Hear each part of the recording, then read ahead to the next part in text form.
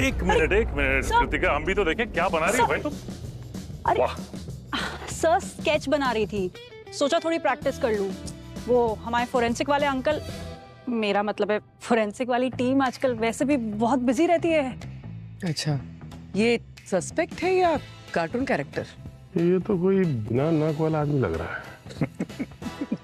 आप लोग को ना क्या चल रहा है? इनका आर्ट सर। अच्छा, कहाँ है आर्ट? सर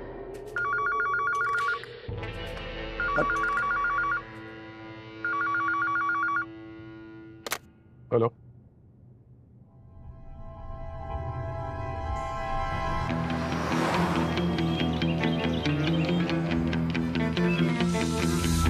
सर, विक्टिम का नाम है Dhiren, famous industrialist DK industries का मालिक।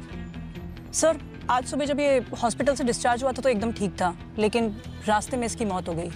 कल रात को अपना 50th बर्थडे सेलिब्रेट करके ये हॉस्पिटल में एडमिट हुए थे।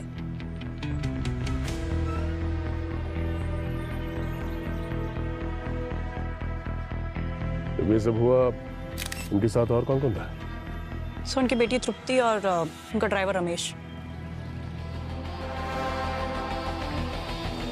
कितने सालों से आप धीरेन जी के साथ काम कर रहे हैं? मैडम 10 साल से। पानी। कल ये कितने बजे के आसपास हुआ? 7-8 बजे के आसपास। मैं तो रात भर हॉस्पिटल के बाहर ही था, फिर सुबह तृप्ति मैडम के साथ साहब को लेकर घर जा रहा था कि अचानक रास्ते में। आपको ऐसा क्यों लगता है कि किसी ने आपके पिता का खून किया है? क्योंकि उनके शरीर पे ना कोई घाव है, कोई चोट के निशान, कुछ भी नहीं। सर, मेरे पापा बिल्कुल ठीक थे सर। हम उन्हें घर वापस ले जा ही रहे थे कि रास्ते में पता नहीं क्या हुआ, वो अजीब अजीब सी बातें करने लगे सर। वो कहते मुझे कोई मार देगा बेटा, मुझे कोई मार देगा, ऐसे बार बार बोल रहे थे सर वो। और फिर अचानक से ये हो गया। मैडम, साहब ना मरने से पहले बहुत डरे हुए थे। अच्छा, कल रात बर्थडे पार्टी थी उनकी, तो किसी के साथ कोई झगड़ा वगैरह हुआ था वहाँ पे? नहीं सर, पापा सबके साथ डांस कर रहे थे। मुझे उन्होंने नेक्स्ट सीईओ अनाउंस किया था सर। बस सर, अनाउंसमेंट के बाद पापा थोड़ा सा परेशान लग रहे थे सर। क्यों? नहीं मतलब आपके सीईओ बनाने से किसी को कोई दिक्कत थी? कौन हो सकता है? सर, पार्टी में तो सब अनाउंसमेंट के बाद भी खुशी लग रहे थे, लेकिन हाँ सर, वो पापा की वो जो बिजनेस पार्टनर है अक्षय अंकल, वो अलग जाकर बैठ गए थे। पर सर, वो मेरे पापा के बेस्ट फ्रेंड है सर। वो ऐसा क्यों ही करेंगे सर? मुझे तो कुछ समझ में नहीं आ रहा, वो या कोई और भी ये क्यों करेगा सर? सर, मैं एक रिक्वेस्ट करूंगी, आप जिसने भी ये किया है आप उसे छोड़िएगा मत sir, please.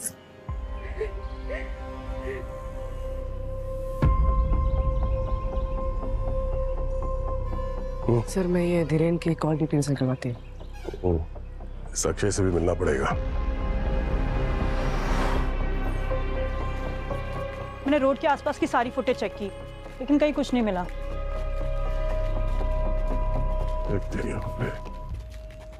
Hello sir. Hello ma'am. Sir का रूम ये है। अरे, आप हमसे पूछेंगे नहीं कि हम कौन हैं? सर, आज मैं पूरी तैयारी के साथ आई हूँ। हम सीआईडी से हैं। मैम, आप लोग इतने फेमस हो चुके हो, ऑनेस्टली बिग फैन। आप मेरी फैन हैं? Thank you so much. Sir की। Thank you.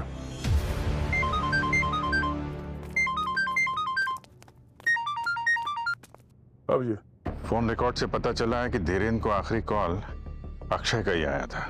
मतलब हमारा शक सही था क्या? ओके। नहीं, तुम टेंशन मत लो, मैं देखता हूँ, मैं कुछ करता हूँ। 1 मिनट, मैं कॉल करता हूँ। Yes sir. कल रात धीरेन को कॉल क्यों किया था तुमने? सर, उसकी तबीयत पूछने के लिए। जब मुझे पता चला कि धीरेन घर में बेहोश हो गया है, तो उसका हालचाल जानने के लिए मैंने कॉल किया था। बड़ी फिक्र हो रही है तुम्हें, जबकि धीरेन ने तो बिजनेस बेटे के नाम कर दिया था। और इस बात को लेकर तुम्हें गुस्सा तो नहीं आया? और हो सकता है गुस्से में आके। नहीं सर, धीरेन मेरे बड़े भाई जैसा था। माना कि बिजनेस उसका था, लेकिन मैंने कंपनी को 20 साल दिए हुए हैं। अचानक से धीरेन ने पार्टी में तृप्ति को सीईओ अनाउंस कर दिया, जबकि दोनों में बिल्कुल नहीं जमती थी। धीरेन की वाइफ की डेथ के बाद तृप्ति यूएस चली गई थी, फिर अचानक से उसे सीईओ बनाना मेरी कुछ समझ में नहीं आया। मैंने तो उनको ऑफिस में बहस करते हुए भी देखा था। और किस बात को लेके बहस हो रही थी आपस में? सर मैं दूर खड़ा था इसलिए सुनाई नहीं दिया, लेकिन कुछ बिजनेस रिलेटेड था। लगता है तृप्ति सीईओ बनने के लिए धीरेन पर प्रेशर डाल रही थी। और आप नहीं चाहते थे कि तृप्ति सीईओ बने, राइट? नहीं सर, ये आप क्या कह रहे हैं? देखिए मेरा यकीन कीजिए, मैं सच कह रहा हूँ। धीरेन मेरा बहुत अच्छा दोस्त था। हाँ, तृप्ति के सीईओ बनने से मैं नाराज जरूर था, लेकिन धीरेन के साथ ऐसा कुछ करने का मैं कभी सोच भी नहीं सकता था। मर्डर की रात आप कहाँ थे? रात में मैं क्लब में ही था, सुबह घर गया। आप चाहें तो वहां के स्टाफ से पता कर सकते हैं। पता तो हम कर ही लेंगे, लेकिन आप शहर छोड़कर कहीं नहीं जाएंगे, समझे? जी सर।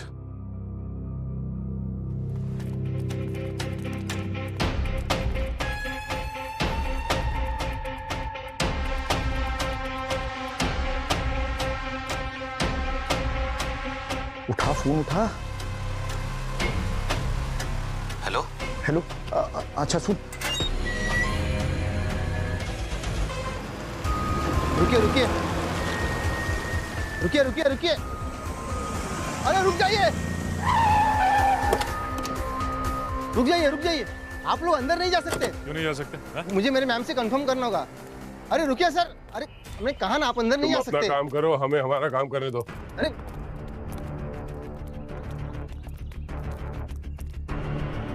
सर, कुछ पता चला कि खूनी कौन है? हाँ, पता चल जाएगा। खूनी शायद हमारी आंखों के सामने ही है। आपने हमें बताया नहीं कि आप और धीरेन के बीच ऑफिस में बहस हुई थी। किस बात को लेकर हुई थी बहस? मुंह बंद रखने से काम नहीं चलेगा, बोलना पड़ेगा। अक्षय ने हमें सब कुछ बता दिया है। अक्षय अंकल तो चाहते ही नहीं थे कि मैं सीईओ बनूं। नफरत करते हैं वो मुझसे, इसीलिए तो मेरे और पापा की पर्सनल बातें बता दी उन्होंने आपसे। अच्छा, तुम्हें क्या लगा वो हमें नहीं बताते? तुम्हें पता नहीं चलता? जो पूछ रहे हैं ना, चुपचाप उसका जवाब दो। तुम और तुम्हारे पापा के बीच में आपस में बनती तो नहीं थी, तो इतना अचानक ये प्यार क्यों? शर्म आती है मुझे अपने बाप पे। क्यों? ऐसा क्या किया था उन्होंने? एक नंबर के अय्याश आदमी थे, पर इसी चक्कर में पापा और मम्मी की लड़ाई भी हुआ करती थी। माँ के जाने के बाद मैं पापा की शक्ल तक नहीं देखना चाहती थी। कुछ दिन पहले ही पापा ने फोन किया, मुझसे बहुत बार माफी मांगी। मुझे एहसास हो गया कि शायद वो अकेले पड़ गए हैं, उन्हें मेरी जरूरत है, बस इसीलिए मैंने उन्हें माफ कर दिया सर। लेकिन उनका चक्कर उसके बाद भी चलता रहा और ये बात आपको बर्दाश्त नहीं हुई, आपने खून कर दिया उनका। सर, एक बाप कितना भी बुरा क्यों ना हो, एक बेटी ऐसा कभी नहीं करेगी। मैं चाहती थी कि उनको उनके कर्मों की सजा जरूर मिले, पर मैं ऐसा क्यों करूंगी सर? सर, धीरेन के फोन रिकॉर्ड से एक नई इन्फॉर्मेशन मिली है। उसके मरने से ठीक पहले उसे एक अजीब सा मैसेज आया था। क्या मैसेज था? सिर्फ एक वर्ड, सॉरी। सिर्फ सॉरी? Yes sir. मरने से पहले किसी ने धीरेन को सॉरी भेजा था। इसका मतलब ये हुआ कि या तो मैसेज भेजने वाला धीरेन के मर्डर के बारे में जानता था और उससे माफी मांगना चाह रहा था, या फिर ये भी हो सकता है कि जिसने वो मैसेज भेजा था वही खूनी हो। कुछ पता चला ये मैसेज भेजा किसने था? सर, बर्नर फोन से मैसेज आया, अभी तक ट्रेस नहीं हो पा रहा। ठीक है, डिजिटल फॉरेंसिक टीम को भेज दो। ये मैसेज जो है इसका खूनी से जरूर कोई ना कोई कनेक्शन तो है। सरुखे, धीरेन की लाश ने कुछ बताया? बताएगी बताएगी, पहले तो आप ये देखो, इसके ये क्या है ये सर में इंजरी देखो।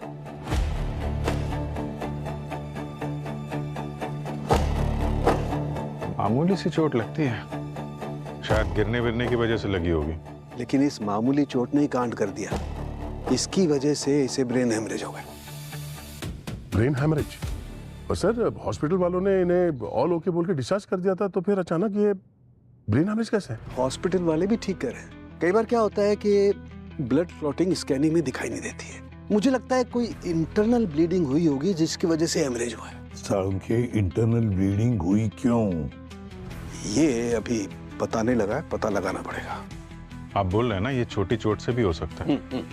तो जब ये घर पे मिले थे ये बेहोश थे सर, जब इनको हॉस्पिटल ले जाया गया, तो शायद बेहोशी इंटरनल ब्लीडिंग की वजह से हुई हो।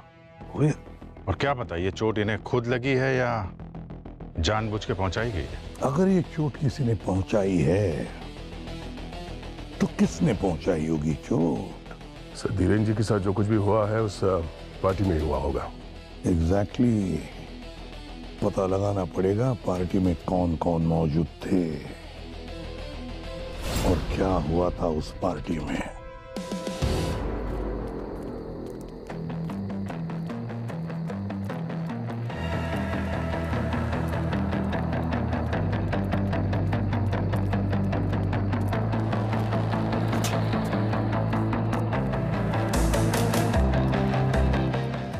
सुनो। Yes sir. हम सीआईडी से, या मैनेजर कौन है उसको बुलाओ। जी सर। सुरेंद्र सर। बोलो। सीआईडी वाले आपसे मिलने आए हैं। जी सर, बताइए। धीरेन की पार्टी में यहाँ पे जितने भी लोग थे तुम्हारे स्टाफ में, सर्विस स्टाफ में, क्लीनिंग वेटर, उन सबको यहाँ पे बुलाओ। ओके सर, बुलाओ सबको। ठीक है सर। Kritika, Yes, sir. ये जो सीसीटीवी कैमरा है इनके फुटेज चेक करो। सर्वर रूम का है? वो लास्ट रूम है यहाँ से।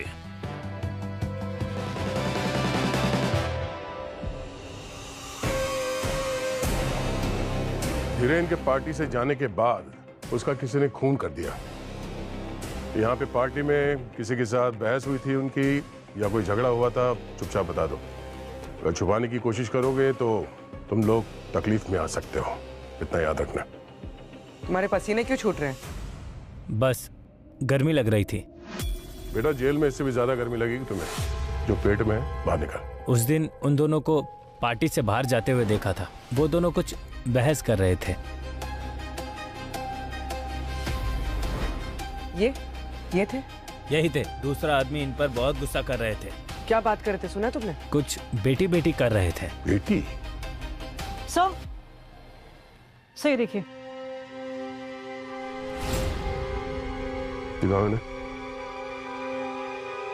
हाँ यही थे। ये दोनों के बीच काफी गर्मा गर्मी हो रही थी और हाथापाई भी हुई थी।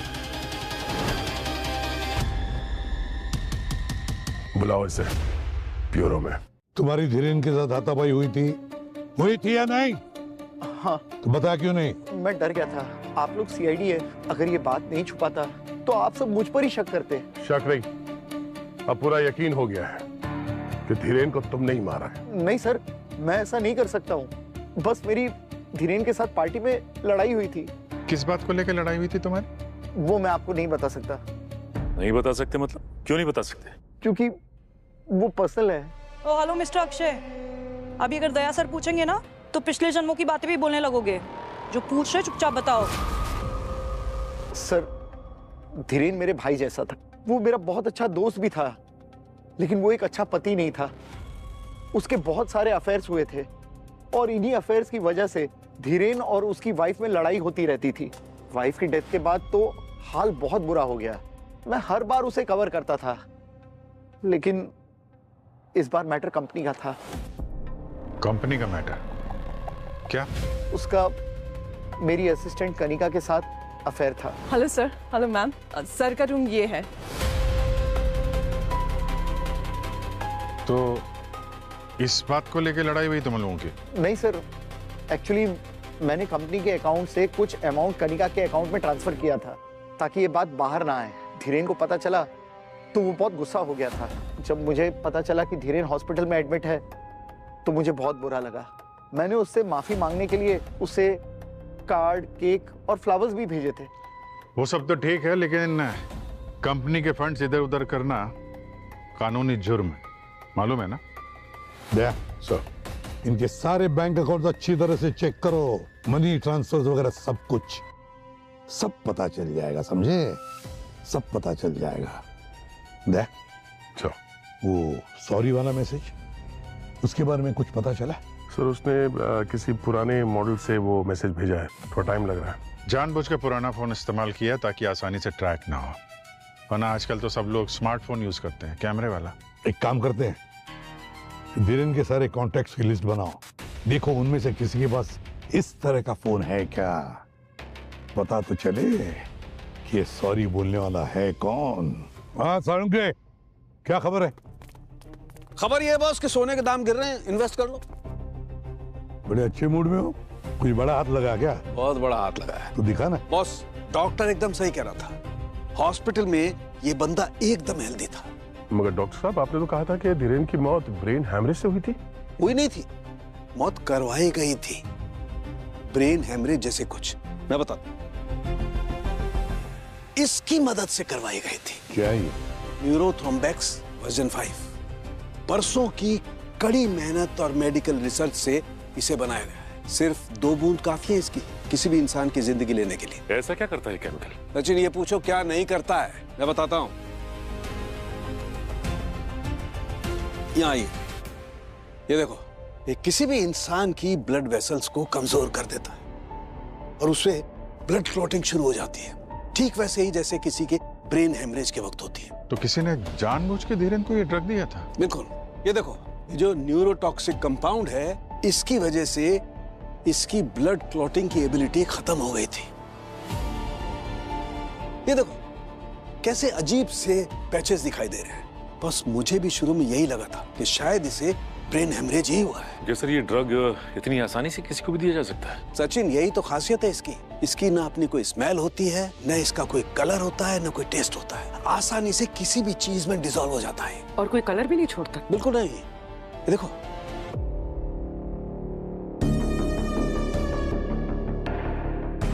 हाँ यार, ये तो बिल्कुल पानी की जैसे। हाँ, किसी भी चीज में डिसॉल्व हो जाता है। मतलब खूनी को मेडिसिन की अच्छी खासी नॉलेज होगी। इस ड्रग्स के बारे में वो पहले से जानता है। वैसे साउंड, एक बात बता, ये ड्रग, ये कंपाउंड न्यूरोथ्रोम्बेक्स 5 अपना असर करने के लिए कितना वक्त लेता है? 3 से 4 घंटे। 3 से 4 घंटे। और धीरेन की मौत कितने बजे हुई थी? सुबह के 7, सवा 7 बजे से। सर, हमने क्लब का सीसीटीवी चेक किया था। धीरेन 9 बजे से लेकर रात 1 बजे तक पार्टी कर रहा था। और सर 1:30 बजे इन्हें एडमिट किया गया था हॉस्पिटल में। धीरेन 9 बजे से 1 बजे तक पार्टी कर रहा था, फिर 1:30 बजे उसे हॉस्पिटल में एडमिट किया और फिर 7 बजे, सवा 7 बजे उसकी मौत हो गई। मतलब बीच के 3-4 घंटों में ही इस ड्रग ने अपना काम किया था। मतलब रात को 2 या 3 बजे से ड्रग दिया गया होगा। अक्षय कहाँ था उस वक्त? सर, क्लब के सीसीटीवी के हिसाब से अक्षय क्लब में ही था। सर, लेकिन अक्षय तो पूरी रात अकेला था, अकेला पार्टी कर रहा था। सर, फिर कौन हो सकता है जिसने जहर दिया? वही पूर्वी, वही जो धीरेन के कमरे में गया था। पता लगाओ कौन गया था धीरेन के कमरे में, और फिर जो भी गया था उसके हाथ ये न्यूरोथ्रोम्बिक्स वर्जन 5 ड्रग लगा कैसे? सर, धीरेन के फैमिली और फ्रेंड्स में जितने लोगों ने बर्नर फोन्स खरीदे हैं, उनकी लिस्ट निकाली हमने। एक आदमी है जिसने 15 बर्नर फोन्स खरीदे हैं। कौन है वो? सर, धीरेन खुद।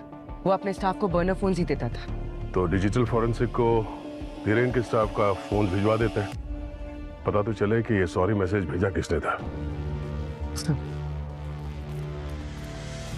आइए सर। ये रही उस रात की फुटेजेस। लेकर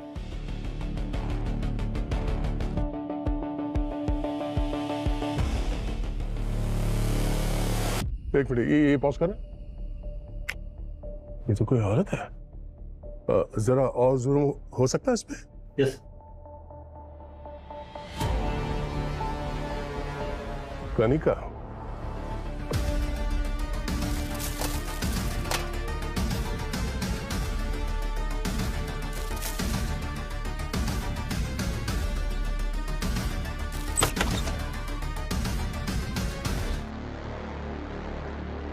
ये धीरेन के रूम में आप दोनों की ड्यूटी थी? जी सर। जी सर। आपने किसी को भी धीरेन को कुछ अलग से खिलाते हुए देखा?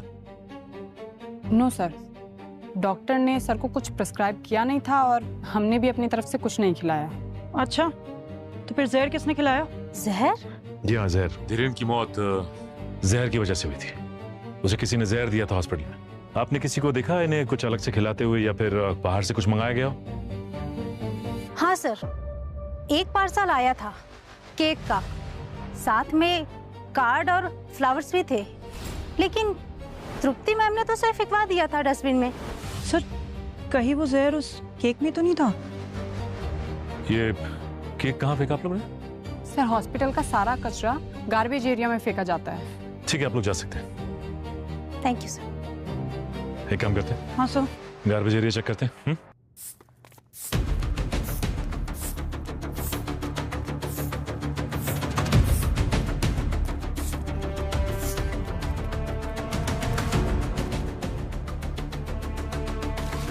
जी सर, कितनी बदबू आ रही है। अब कचरा है तो बदबू तो आएगी। हाँ सर लेकिन मेरे पास इसका एक सोल्यूशन है। क्या कर रही है? सर मैं परफ्यूम लेकर आई हूँ घर से। मुझे पता था आज कचरे में जाना होगा, और वैसे भी इस पूरी दुनिया में ना हम सीआईडी वालों के बारे में कोई नहीं सोचता। Interesting.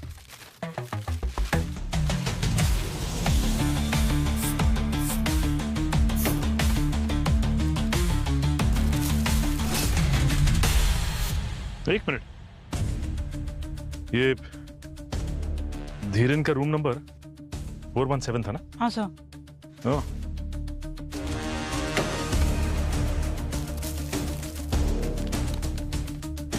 Birthday cake?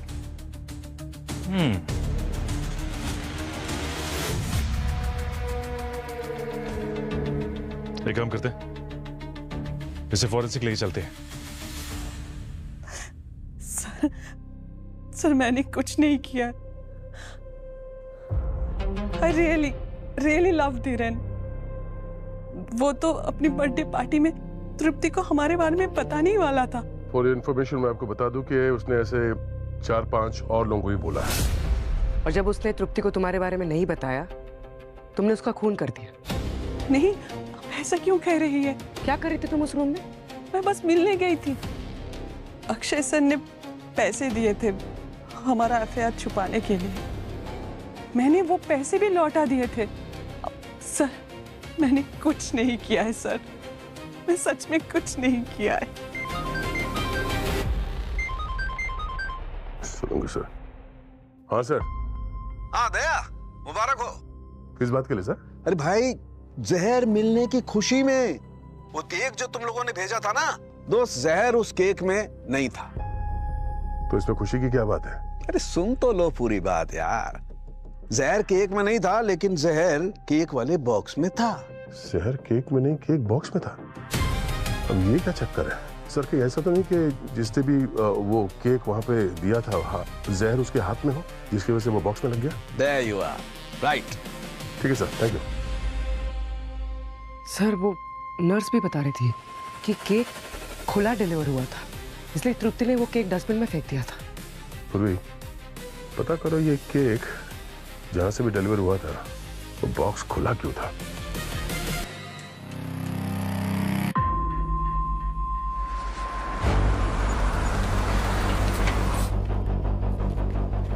Sir bakery से कंफर्म किया कि उनकी तरफ से तो केक पैक था। उन्होंने किचन की भी फुटेज भेजी। इसका मतलब जो कुछ भी हुआ है उस डिलीवरी बॉय ने किया होगा बॉक्स के ऊपर। अच्छा, बेकरी वालों से उसका एड्रेस यहीं का बताया ना? हाँ सर।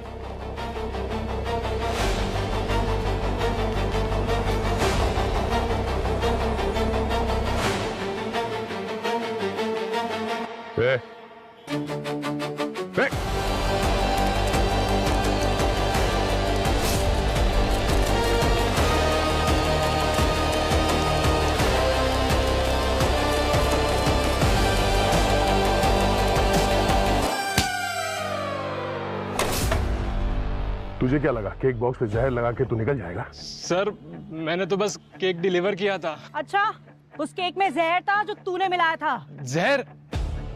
सर मैंने जहर नहीं मिलाया सर। तो फिर भागा क्यों? सर वो मैंने केक में से एक पीस खा लिया था सर। दिन रात डिलीवरी करते करते भूख लग गई थी। मैं डर गया था सर कि अगर पकड़ा गया तो मेरी नौकरी चली जाती, इसलिए मैं भागा सर। सर धीरेन को किसी ने 2 से 3 बजे के बीच में जहर दिया था, ठीक उसी दिन जिस दिन उसने अपना सारा बिजनेस अपनी बेटी के नाम पे कर दिया था। और सर इस बात से सबसे बड़ी दिक्कत तो उसके बिजनेस पार्टनर अक्षय को होनी चाहिए। सर लेकिन अक्षय तो उस वक्त क्लब में था, और ऐसा मान भी लिया जाए कि अक्षय ने जहर भेजा हो तो सर उसके भेजे हुए केक में जहर था ही नहीं, जहर तो केक बॉक्स पर लगा हुआ था। सर केक बॉक्स पे जो फिंगरप्रिंट्स हैं हमने उसे चेक किए, वो किसी से मैच नहीं हो रहे सर। हमारे पास अक्षय की असिस्टेंट कनिका, उसके भी फिंगरप्रिंट्स हैं। सर उस केक बॉक्स के अलावा हमारे पास और भी एविडेंस है जिससे अभी तक फिंगरप्रिंट्स लिए नहीं है सर। वो बॉटल, सिरिंज इतनी बुरी तरह से टैम्पर्ड है तो स्कैन करना थोड़ा मुश्किल हो रहा है। हो सकता है उससे कुछ मिल जाए। कि जो भी कोई है पहले जहर भेजता है और फिर सॉरी का मैसेज भी भेज देता है। बहुत शातिर समझता है अपने आप को, मगर उसे ये पता नहीं कि सीआईडी के चंगुल से कोई अब तक बचा नहीं है। पूर्वी, पता चला वो सॉरी मैसेज वाला फोन धीरेन के किस स्टाफ मेंबर का है? सर सॉरी वाला मैसेज तो स्टाफ में से किसी ने नहीं भेजा है, लेकिन इंस्पेक्शन के लिए जब हमने सारे लोगों के फोन्स लिए, सिर्फ इस रमेश ने, धीरेन के ड्राइवर ने, इसने अपना फोन नहीं दिया। ये वही ड्राइवर है ना जो खून के वक्त धीरेन के साथ था गाड़ी में? हाँ सर। तो फिर दया, इस रमेश के घर का कोना कोना छान मारो, हो ना हो वो फोन उसी रमेश के पास ही होगा। तुमने अपना फोन क्यों नहीं दिया था? साहब मेरा फोन पहले ही चोरी हो चुका था। अच्छा, पुलिस में कंप्लेंट लिखवाई थी? हाँ साहब, उसकी रिपोर्ट भी है मेरे पास। तुम अकेले रहते हो इस घर में? हाँ मैडम।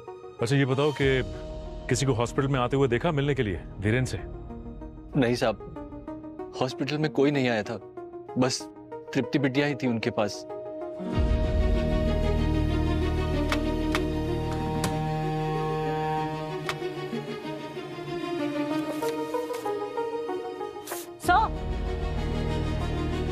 आकृतिका, सर देखिए एक्सरे और ये मेडिकल रिपोर्ट।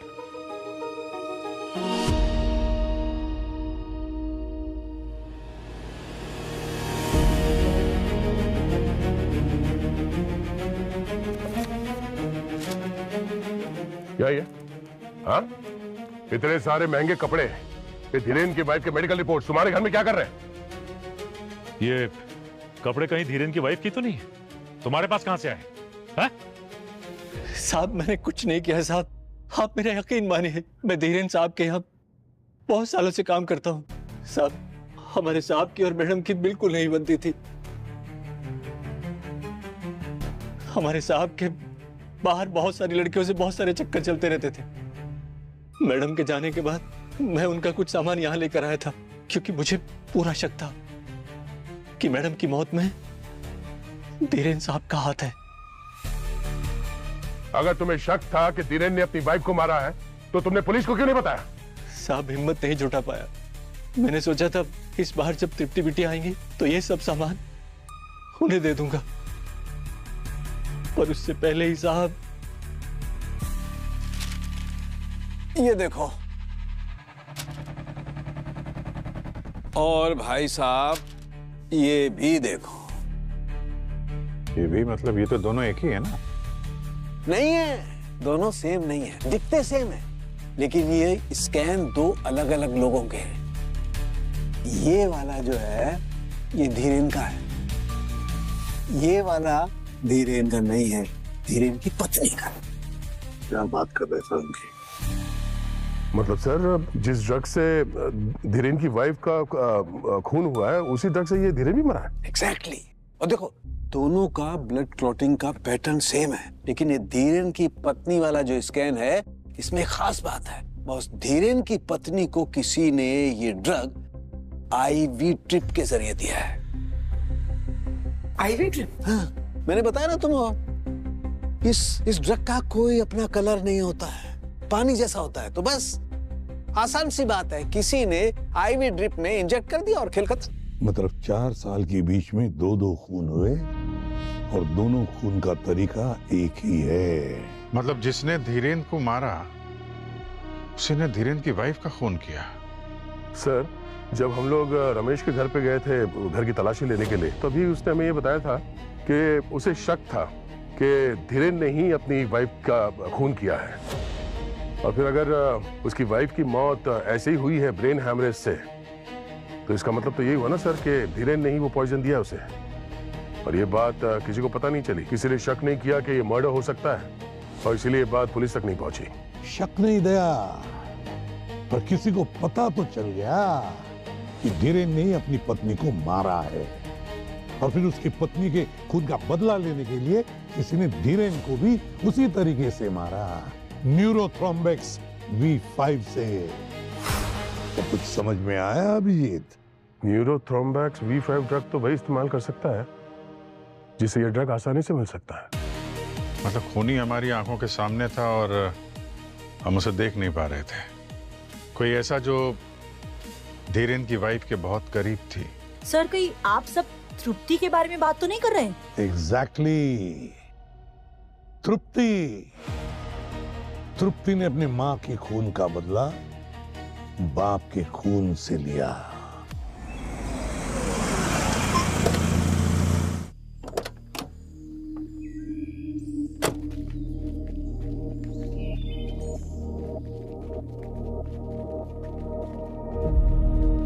तृप्ति,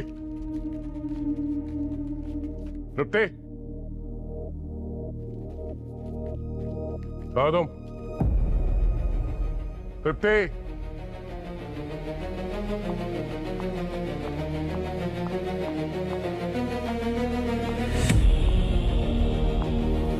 तुमने अपनी माँ की मौत का बदला लेने के लिए अपने बाप को ही मार दिया। ये क्या कह रहे हैं सर? मुझे कुछ समझ में नहीं आ रहा है।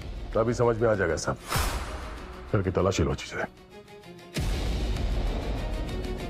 सर मेरी माँ तो ब्रेन हेमरेज से मरी थी। मरी नहीं थी, मारी गई थी। ज़्यादा भोला बनने की एक्टिंग मत करो, समझी? सर आप गलत शक कर रहे हैं, मैंने कुछ भी नहीं किया है सर। अच्छा तो फिर ये क्या है? हाँ सो ऊपर रखा हुआ था छुपा कर। ये बर्नर फोन तुम्हारे घर में कहाँ से? सर ये मेरा फोन नहीं है, मुझे नहीं पता ये यहाँ कैसे आया। नहीं पता? नहीं। कोई बात नहीं, बहुत जल्द पता चल जाएगा। अपूर्वी क्या पता चला? सर ये देखिए, फोन के जलने से पहले फोन की लास्ट लोकेशन। ये तो तृप्ति का घर है। पूरी एक काम करो, जरा फिर से चेक करो। देखो ये फोन तृप्ति के घर से ठीक पहले कहां पर था? सर ये फोन तृप्ति के घर से ठीक पहले रमेश के घर में था।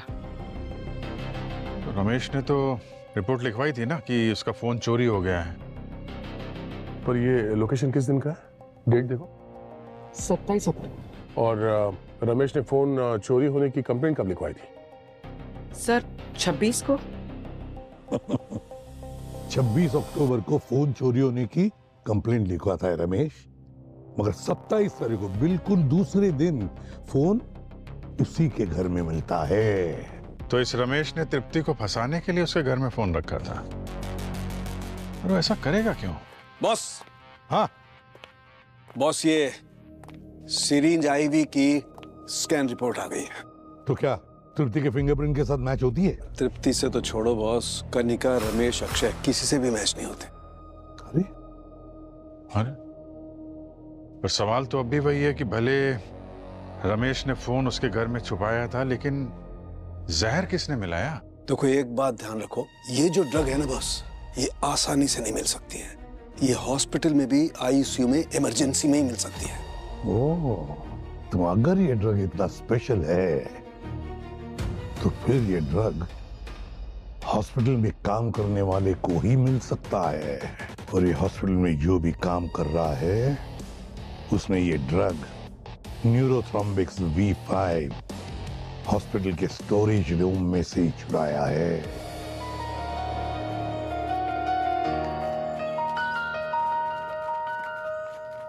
सर ये ताला, ये रमेश तो भाग गया सर। ऐसे कैसे गया ये? जरा पड़ोसी से पूछते हैं। एक्सक्यूज मी, ये रमेश कहाँ गया? घर पे ताला लगा हुआ। आप लोग कौन है? हम लोग सीआईडी से। अच्छा, वो तो आज शाम की बस से अपने गांव को जा रहा है। आज सुबह उसके घर से एक लड़की आई थी सूटकेस मांगने। कौन थी लड़की? उसके साथ कोई लड़की रहती तो है, पर रमेश ज्यादा किसी से मतलब नहीं रखता है, इसलिए हमने भी कभी पूछा नहीं कि कौन लड़की है, क्या लगती है। वैसे कुछ किया है क्या रमेश ने? वही पता कर रहे हैं। ये हॉस्पिटल का जो स्टोर रूम है उसमें जो एंट्री और एग्जिट है उसका पूरा रिकॉर्ड चाहिए मुझे। जिस तरह धीरन को यहाँ पे एडमिट किया था उस टाइम का निकालना।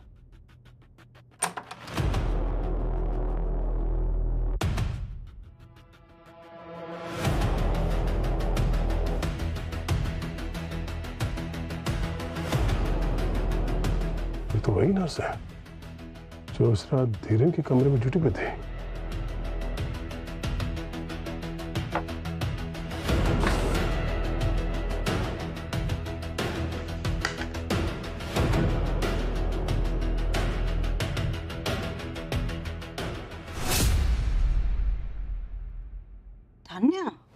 सर हॉस्पिटल का सारा कचरा गार्बेज एरिया में फेंका जाता है। ठीक है, आप लोग जा सकते हैं।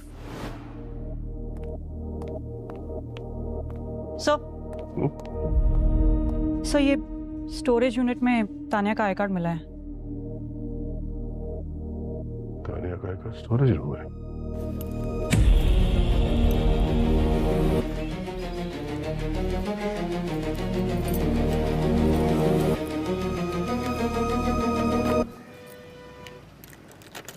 रुको, अरे ये क्या बदतमीजी है, चाबी दीजिए। तुम्हारे हॉस्पिटल का एक्सेस कार्ड कहाँ है तानिया? सर वो कहीं खो गया था। खो गया था या स्टोरेज रूम में से ड्रग्स चुराते वक्त गलती से वहां पे रह गया था?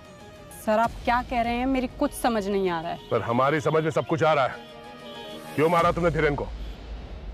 मैं क्यों मारूंगी धीरेन को? और मुझे क्या मिलेगा उसकी मौत से? वो तो हम पता लगा ही लेंगे। सर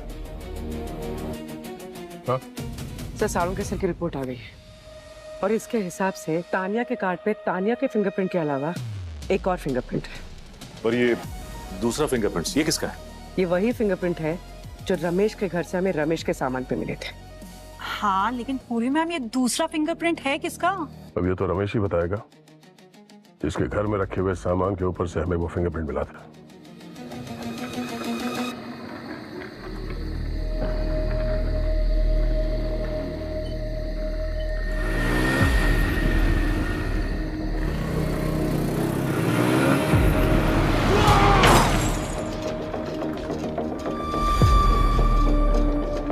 पता नहीं क्या चल रहा है आजकल। अभी कुछ दिन पहले इसके मालिक धीरेन की मौत हुई और अब ड्राइवर रमेश की भी।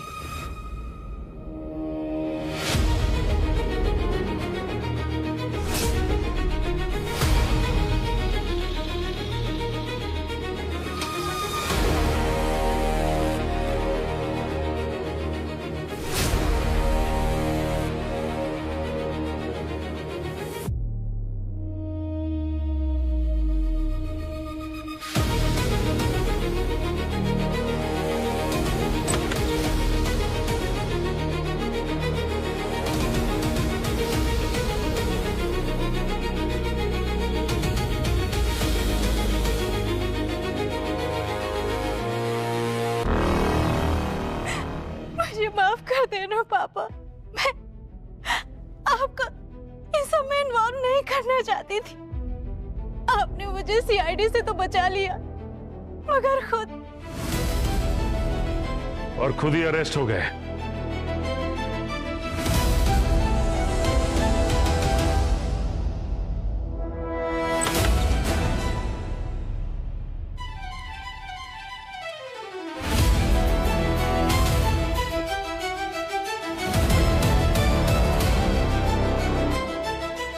तुमने तानिया का आई कार्ड लेकर हॉस्पिटल से ड्रग्स चुराया और फिर चुपके से उसे धीरेन की आईवी में मिला दिया जो तुम्हारे असली पापा थे। और रमेश ने तुम्हारा सॉरी मैसेज छिपाने के लिए सबूत भी तृप्ति के घर छुपा दिए। इसलिए थोड़ी देर के लिए हमने तुम्हारे इस पापा को छुपा दिया। हाँ। मैंने ही मारा है धीरेन को। सर इसमें पापा का कोई हाथ नहीं है। इन्हें तो कोई आइडिया भी नहीं था मेरे प्लान का। ये बस मुझे बचाना चाह रहे थे। तुम्हें बचाने के लिए या तृप्ति को फंसाने के लिए? तुम्हारे पापा ने जो फोन रखा था ना छुपाकर तृप्ति के घर में, वो ये मत कहना कि उसे गिफ्ट दिया था। एक बेटी को बचाने के लिए एक मासूम को फंसाना उतना ही बड़ा जुर्म है जितना तुमने किया है धीरेन को मारकर, समझी? मेरे पास और कोई रास्ता नहीं था साहब। मेरी बेटी अनुराधा के अलावा मेरा इस दुनिया में और कोई नहीं है। लेकिन साहब मैं तृप्ति बिटिया को भी फंसाने नहीं चाहता था। उस रात जब धीरेन साहब के साथ मैं हॉस्पिटल में था तो मैं अपना फोन चेक कर रहा था। मैंने उसमें वो मैसेज देखा। सॉरी, मैं वो मैसेज देखकर तुरंत समझ गया ये सब मेरी बेटी अनुराधा ने किया है। मैं घर गया और मैंने इससे पूछा तो इसने सब कुछ सच सच बता दिया। पर तब तक बहुत देर हो चुकी, बहुत देर। आपको मुझे जो सजा देनी हो दे दीजिए, लेकिन प्लीज मेरे पापा को जाने दीजिए। ये बस मुझे बचाने की कोशिश कर रहे थे। क्या बात है सर, कितना प्यार है बाप बेटी में, हाँ? और खुद के सगे बाप को जहर देके मार दिया तुमने। तो और क्या करती मैं? धीरेन ने मुझे कभी अपनी बेटी माना ही नहीं था। शर्म आती थी मुझे कि मैं उसका खून हूं। मैंने सोच रखा था कि मैं बस अपना हिस्सा लेकर पापा के साथ विदेश चली जाऊंगी, हमेशा हमेशा के लिए। लेकिन फिर तृप्ति आ गई और सब कुछ बदल गया। तृप्ति को रास्ते से हटाने में तुम दोनों ने कोई कसर नहीं छोड़ी थी। वो तो अच्छा है, किस्मत थी उसकी, जान बच गई। सर, अगर मैं तृप्ति को मार देती तो मुझे कुछ नहीं मिलता। धीरेन की वाइफ के मरने पे मुझे शक हुआ कि ये कोई मामूली हेमरेज नहीं है। मैंने रिसर्च की और मुझे पता चला कि धीरेन ने ही अपनी वाइफ को मारा है। इस बात को लेकर मैं उसे ब्लैकमेल करने लगी। डर के उसने अपने बिल में मेरा नाम भी दिया और मुझसे वादा किया कि अपने 50वें बर्थडे पे वो मुझे अपनी कंपनी का सीईओ बनाएगा। लेकिन तृप्ति को देखते ही सब भूल गया। मन किया कि अपने रास्ते के कांटे तृप्ति को जान से मार दूं।